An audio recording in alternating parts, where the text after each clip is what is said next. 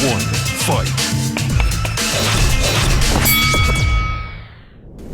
돈의 역사 지난해 진짜 지지난해 엄청나게 베스트셀러였고 또 돈의 역사 2까지 내셨잖아요. 근데 책을 보면서 제가 느낀 게 뭐냐면 또 위기의 역사 같은 느낌도 좀 드는 거예요. 책을 보면서 야, 역사는 정말 위기가 반복적으로 나타났구나.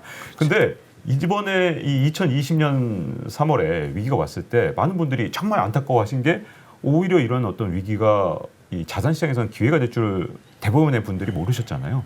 그러니까 그걸 도대체 어떻게 캐치하고 어떻게 좀 미리 움직일 수 있는 방법은 없는지 역사를 연구하신 분이다 보니 또 굉장히 궁금해집니다. 예, 이게 역사 공부하시는 게 도움이 되는 것 같더라고요.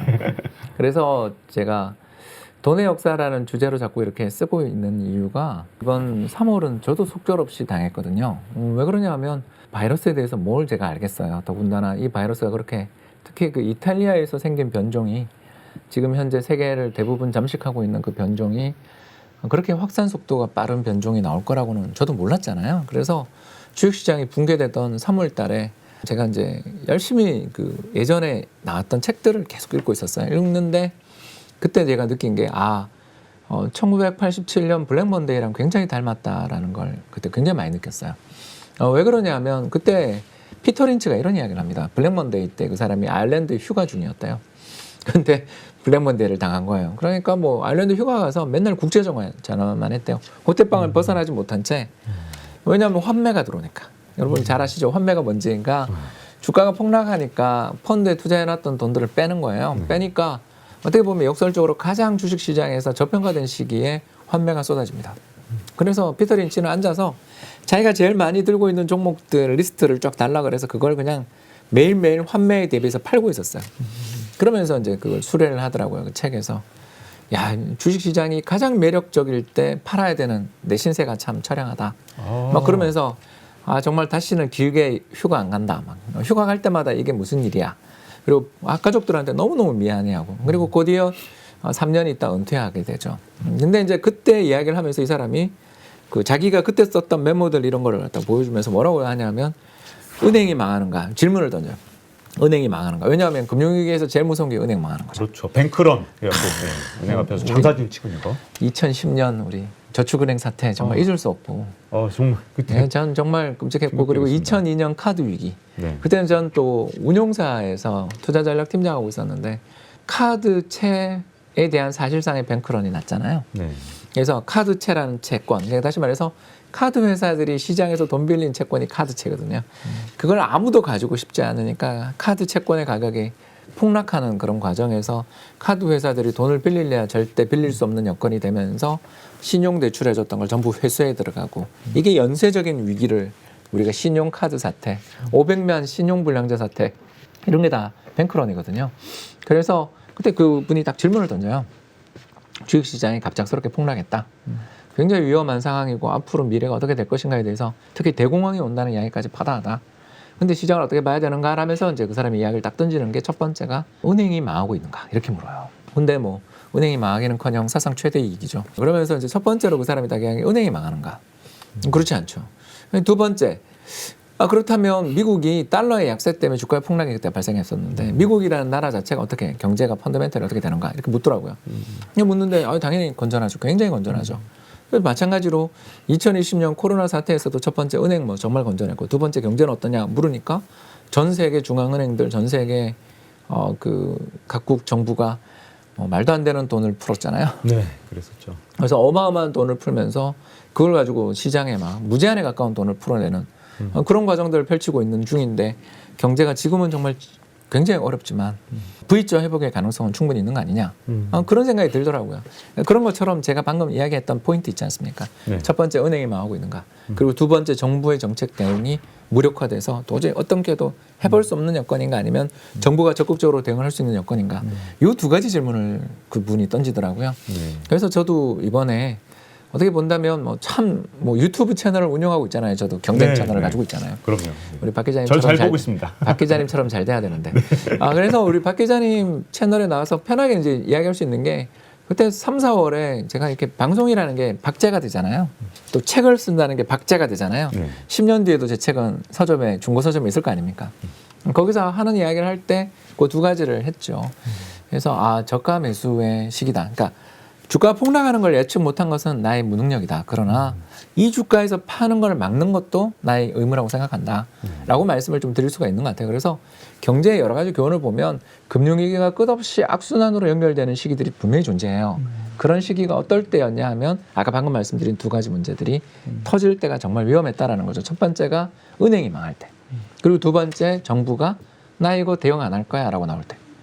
그러니까 가장 대표적인 경우를 제가 하나만 이야기하자면 2000년 정보통신 거품 붕괴가 3년에 걸친 불황으로 갔던 이유가 뭐냐면 그 거품을 터뜨린 주체가 정부예요.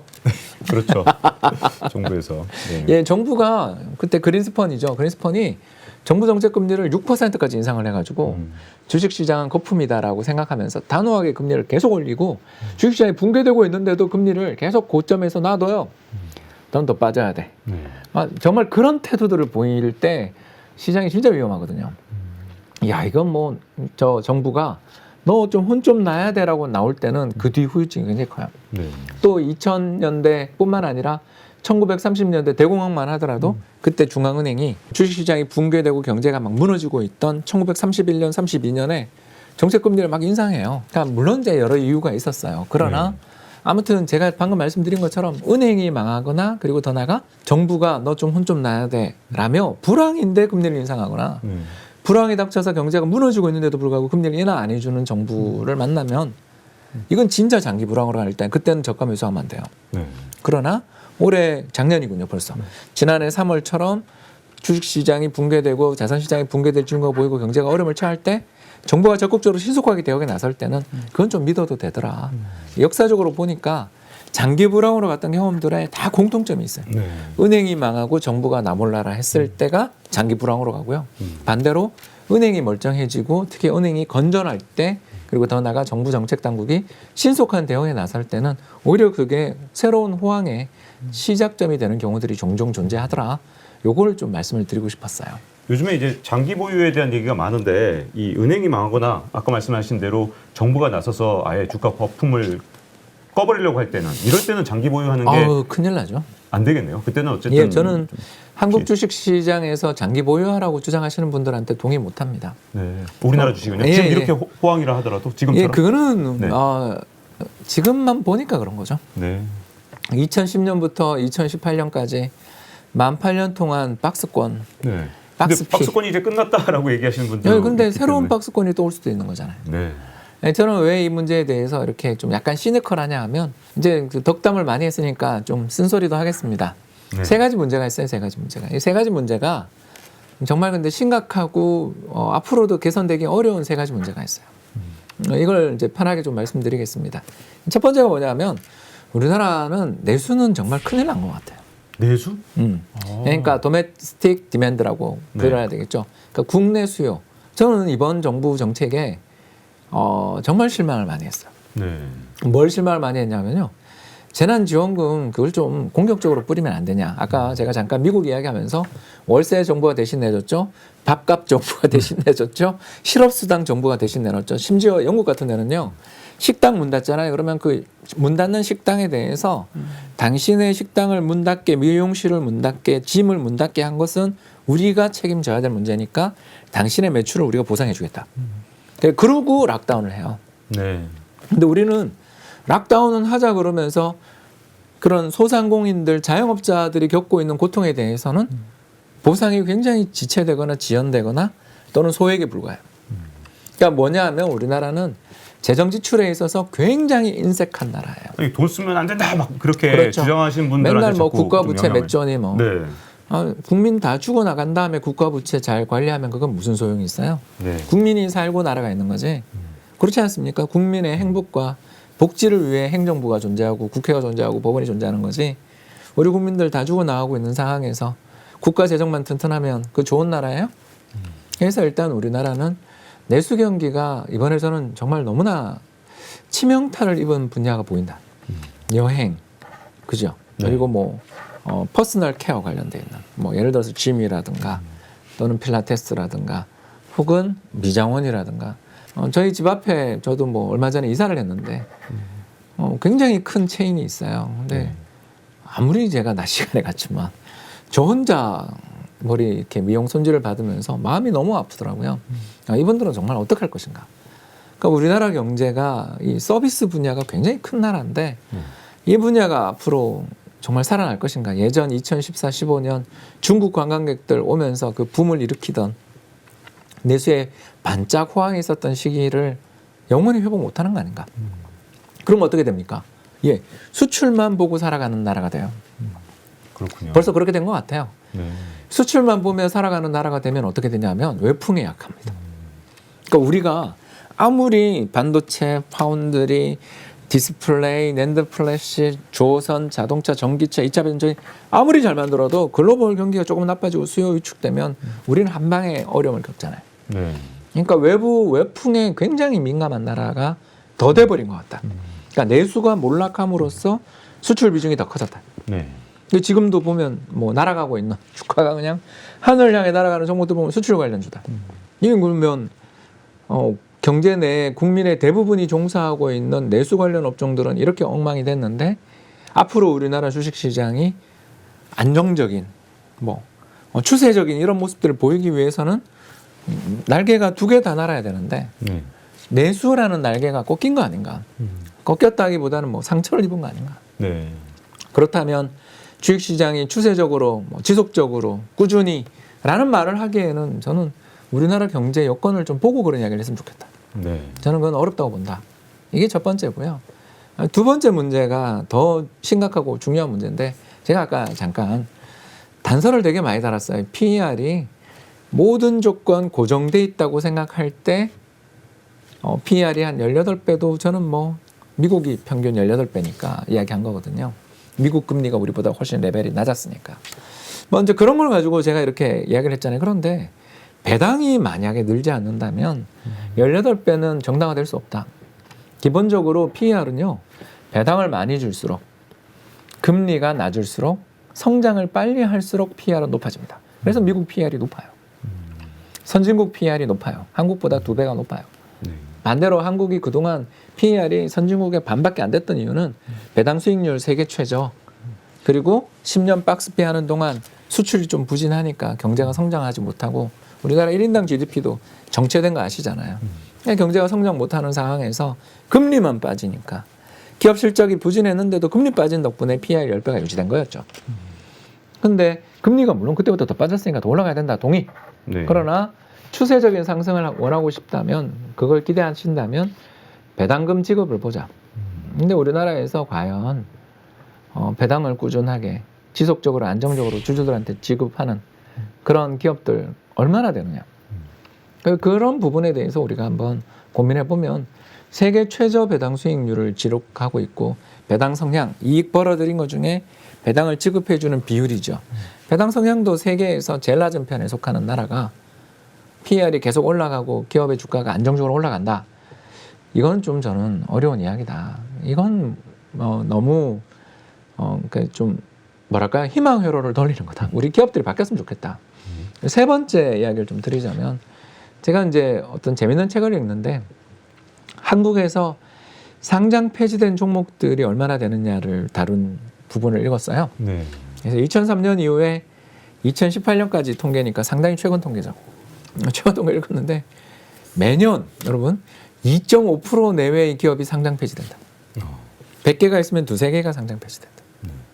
뭘 뜻합니까? 엄청난 숫자가 상장 네, 폐지되고 그러니까 있군요. 네. 주식에 투자하면 이게 우리가 지수에 투자를 하면 뭐 괜찮은데 개별 종목 투자하면 이 좋은 랠리 속에서도 안타깝게도 지옥을 맛볼 수도 있는 거죠. 근데 뭐 엄청 대형 기업에 투자하면 설마 이게 우리 대우조선해양이라고, 네. 한진해운이라고. 네, 그렇죠. 그러니까 우리나라 기업들이 안정성이 네. 낮다라는 거죠. 즉 재무 구조가 안정적이고 꾸준하고 건실한 기업들도 일부 존재하지만 우리나라 상장돼 있는 기업들이 상당히 제가 봤을 때 기업 지배 구조라든가 재무 구조 면에서 좀 문제가 많은 기업들이 너무 많다. 특히 이런 문제 많은 기업들의 특징이 뭐냐 하면요. 증자를 자주 합니다. 그러니까 주주들한테 돈을 달라 그러는 거죠. 나 사업하는데 필요하다. 그럼 사업하는데 필요하다고 해서 돈을 빌려가서 주주들한테 빌려가는 거죠. 왜냐하면 배당으로 갚아야지. 그러나 배당은 뭐 일절 지급하지 않는다고 그랬죠. 그러면서 증자는 막 계속하면서 공모는 신규 공모는 계속 들어오지만 결국은 기업이 실적을 못 내면서 파산해가지고 계속 퇴출되거든요. 심지어 2010년 같은 경우는 전체 상장 기업 중에 한 5% 가까이 퇴출된 해도 있어요. 네. 이게 뭘 뜻하냐? 기본적으로 우리나라 기업들이 죄송합니다. 신뢰하기 어려운 기업들이 되게 많다. 그리고 기초 체력들이 되게 약한 기업들을 주식시장에 상장을 많이 시키는 경향이 있는 것 같다. 이 둘 다를 봐야 되겠죠. 그래서 첫 번째 요인, 우리나라 기초 체력이 부실한 기업들이 많다라는 건 아까 이야기했던 내수 경기가 망가진 것, 수출이 출렁출렁 하는 것 때문이다라고 그건 봐줄 수 있는데, 두 번째, 상장돼서 몇 년 그렇게 좋은 시절을 누린 적도 없는데 상장 폐지되거나 또는 뭐 이상하게 자꾸 M&A 되고 주주 계속 바뀌고, 특히 뭐 최근에 해외로 도피했던 그 기업들처럼 그냥 중국 기업이라고 하죠 뭐. 네. 과연 정말 상장에 대한 제대로 된 심사가 이루어졌는지도 정말 의심스러운 그런 기업들을 무차별적으로 상장시킨 거에 대한 책임은 없느냐라는 거죠. 그러니까 우리나라는 주식시장에 좋은 기업도 많지만 부실한 기업도 굉장히 제가 봤을 때는 옥석 구분이 필요한 그런 시장이다. 그렇기 때문에 어떤 기업이든 그냥 사놓고 기다리면 오른다라고 이야기하기에는 잘 분산된 포트폴리오를 가졌을 때만, 더 나아가서 그 포트폴리오 내에 배당을 꾸준히 지속적으로 지급하는 기업들이 얼마나 되는지도 점검해야 되고, 더 나아가 그렇게 아무리 좋은 기업이라 하더라도 수출 잠깐 부진하면 굉장히 어려움에 처해서 막 갑자기 주주에게 돈을 빌리면서 증자를 하거나 아니면 심지어 상장 폐지되는 위험이 있다라는 걸 알고 우리는 투자를 해야 된다는 거죠. 이런 세 가지 요인을 우리가 생각해 보면 우리 주식시장은 장기적으로 본다면 그냥 인플레 때문에 오르겠죠. 그러나 올라가는 과정이 순탄할 것이냐, 미국처럼 한번 오르면 10년 오르냐, 그죠? 지난 2008년 이후에 미국 주식시장이 9, 10, 11, 12, 13, 14, 15, 16, 17, 만 9년 올랐네요. 그러니까 그 전에도 또 만 8년 오르고 그랬거든요. 그러니까 이런 식으로 한번 오르면 저희들이 표현하는 것처럼 장타가 나는 시장이 있는데, 그 시장은 내수도 엄청 크고 전체 GDP에서 차지하는 수출 비중 10%도 안 되고, 더 나가서 배당 엄청 잘 주는 저희들 흔히들 이야기하는 배당 귀족주가 널려 있고, 네. 그리고 좀 공매도 세력들이 많아서 저는 이번에 루이싱 커피 사건 보면 느꼈거든요. 퇴출되는 사건. 예, 그 뭐 공매도 세력들이 좀 이상하다 싶은 기업이 딱 상장돼서 거짓을 하고 있다 싶으면 공매도에서 바로 퇴출시켜 버리잖아요. 시장의 순기능 같은 거인 예, 거죠. 근데 뭐 우리나라는 일단 공매도라는 자체가 너무 비대칭적으로 설계되어 있다라는 주장은 동의하는데, 한국을 보시면 매도 보고서 찾기가 어려워요. 증권사에서 항상 다 추천만 하고 왜 그렇다고 생각하세요? 박 기자님 왜 그렇다고 생각하세요? 추천 안 하면 뭐 증권사에서 불이익을 받나요? 아니면 뭐 어떻게 되는 건가요? 아니 투자자들이 싫어해서? 네, 그쪽인가요? 다 있습니다. 일단 첫 번째가요, 보고서가 공짜고요. 네. 그래서 공매도하는 세력들은 아시잖아요. 주가는 우상향하는 꾸준히 올라가는 경향이 있잖아요. 미국은 특히. 네, 미국은. 그런데 그걸 빠질 거라고 공매도를 치는 세력들은 철저하게 분석하지 않으면 함부로 치면 큰일 나요. 지금 테슬라 공매도 쳤던 사람들 어떻게 되는지 맞잖아요. 엄청 뭐 거의 망하기 직전 아닙니까? 빅숏 하셨던 그분도 유명한 분도 뭐 망하기 직전까지 가신 것 같은데. 뭐 다 망했죠. 뭐 네. 사실상 재산의 대부분을 잃었을 거예요. 네. 그러니까 그만큼 공매도가 위험해요. 그런데도 공매도를 하려면 어떻게 해야 되냐면 그 기업에 대해서 정말 제대로 된 분석을 해야 되는데, 애널리스트 입장에서 그렇게 제대로 심사숙고해서 보고서를 써서 딱 이렇게 시장 임팩트 있게 하면 자기도 굉장히 좋은 게 있어야 되잖아요. 근데 보고서 다 공짜잖아요. 네. 그러면 그 리스크를 왜 무릅써야 돼요? 두 번째, 그 공매도까지도 안 가고요. 매도도 아니에요. 그냥 이거에 대해서 좀 약간 부정적인 뉘앙스로 썼어요. 그러면 일을 못해요. 전 모 연금에 있었잖아요. 항의 전화가. 네, 거기도 전화가 와요. 에? 아니 그 모 연금은 공공기관인데도 거기에 다 전화가 녹취되죠. 와요? 그런데도 전화 와요. 그리고 1층 로비에 계속 오세요. 왜 이 주식 당신 팔았다고 공시 나오냐. 그래서 아니 저희는 직접 투자도 있고 위탁도 있다. 그리고 이 기업에 대해서 내가 포지션을 이야기할 필요는 없다고 생각하는데, 위탁이 매매한 것일 수도 있는데 왜 우리한테 와서 이러냐. 잘 설득하고 보내드리고 그러죠. 그러나 제가 신변 보호가 잘 되어 있는, 모든 전화는 녹취되고 있는, 회사 출근하면 폰을 바꿔요. 그런 식으로까지 잘 보호되고 있는 저희들한테도 그렇게 전화가 오고 그러거든요. 네. 심지어 뭐 다른 데에서도 옵니다. 자, 그런데 여러분 생각해 보세요. 정보가 다 오픈돼 있어요. 그냥 공개돼 있어요. 공개돼 있고 매도 보고서 써봐야 하등에 제 인생에 도움되는 거 없는데 그 매도 보고서 쓸 이유가 뭐가 있으며 더 나가서 좀 부정적인 매도도 아니고 부정적인 뉘앙스로 썼다고 해서 고소고발 들어온 애널리스트들이 있어요. 고소고발이요? 그럼요. 그것도 고소고발이 가능한가 보죠? 아니 뭐 상대를 위축시키는 데는 도움이 되지 않겠어요? 네. 애널리스트가 정말 잘못했다고 저는 생각할 수도 있다고 생각해요. 그러나 그 보고서에 대해서 저건 정말 문제가 있어라고 고소고발할 사건인가? 근데 저는 그런 경우들을 종종 봤거든요. 네. 저는 뭐 아까도 이야기했지만 오랫동안 있었던 탓인데 이걸 쭉 보면서 우리나라 부동산 시장도 그렇고 주식 시장도 그렇고 아주 큰 문제가 하나 있다. 정보 비대칭이 존재한다. 이게 뭐냐면 그 인사이더 내부자분과 외부자 사이의 정보의 교류가 잘 안 이루어지는 깜깜이 시장인 경우가 너무 많다. 미국하고 비교하면 큰 차이가 난다 이런 말씀이시네요. 미국도 예전에 그랬고요. 거기도 예전에? 뭐 죄송합니다. 도둑 강도 귀족의 나라였잖아요. 그랬었지만 거기는 엔론 이후에 또 공매도 세력도 있고 네. 아무튼 공시제도라든가 이런 것들이 굉장히 많이 개선된 면도 있고 지금도 솔직히 말해서 어느 자산시장이나 다 저는 정보의 비대칭이라든가 강도 귀족 같은 짓을 하고 있는 그런 세력들은 있다는 걸 알고 있어요. 네. 그러나 어디가 정도가 심하냐 덜하냐를 비교해 보면 우리는 조금 더 발전이 더 필요한 부분도 있을 수 있다는 이야기죠. 그래서 우리나라도 저는 공매도 관련된 규제도 좀 풀고 더 나아가 공매도 관련돼 있는 보고서들도 적극적으로 시장에서 유료로 그 유통이 될 수 있는 그런 시장이 됐으면 좋겠는데 이미 사모펀드 시장이 저렇게 됐잖아요. 네.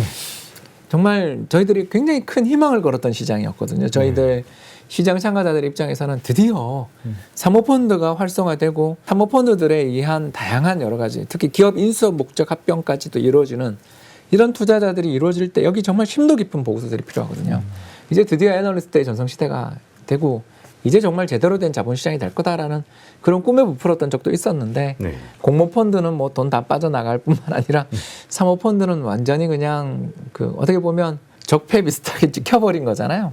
이런 식으로 돼서 우리나라 자산시장이 아까 했던 그 세 가지 문제에서 세 번째 문제에서 계속 연이어 이어지는 괜찮은 그러니까 정말 진지하게 수십 년에 걸쳐 투자하며 시장에 대해서 안전판 역할을 해줄 수 있는 장기적인 기관 투자자들을 육성했는가에 대해서 오히려 좀 의문이 드는 거죠. 네. 그런 면에서 제발 좀 부탁드리고 싶은 게 좀 그 주식에 장기 투자하면 세액 공제해주는 쪽으로 좀 가면 안 되냐. 우리나라는 양도세 보면 딱 한 해 한 해잖아요. 네. 이제 2023년부터 네. 양도세 도입되고 또 네, 맞아요. 2020년 말만 해도 대주주 지분 문제 때문에 네. 말이 많았잖아요. 그런데 사고 팔 때마다 세금을 거두는데 장기간 보유해서 꾸준히 배당을 받고 긴 성과를 거둔 사람일수록 세금도 엄청나게 이제 많이 내야 되는 시기가 온 거죠. 네. 이거는 장기 투자 기반을 만드는데 굉장히 부정적인 제도들이잖아요. 이런 걸 생각하면 아무튼 저는 말이 길어져서 죄송하고요. 우리나라 주식시장은 장기적으로 우상향 할 것이다. 그러나 그 과정에 말도 못할 우여곡절을 계속 겪을 것 같다. 이렇게 보고 있습니다. 네. 자, 이렇게 이 주식시장에 대해서 이 현황과 또 전망에 대해서 말씀을 많이 들었고요. 아마 많은 분들이 홍충욱 박사님 뵈면 부동산 여쭤보고 싶을 거예요. 그래서 다음 회에서는 우리나라 부동산 시장 어떻게 될지 이 궁금한 걸 다 풀어보겠습니다. 자, 여기서 마치겠고요. 다음 시간에 뵙겠습니다. Round one, fight.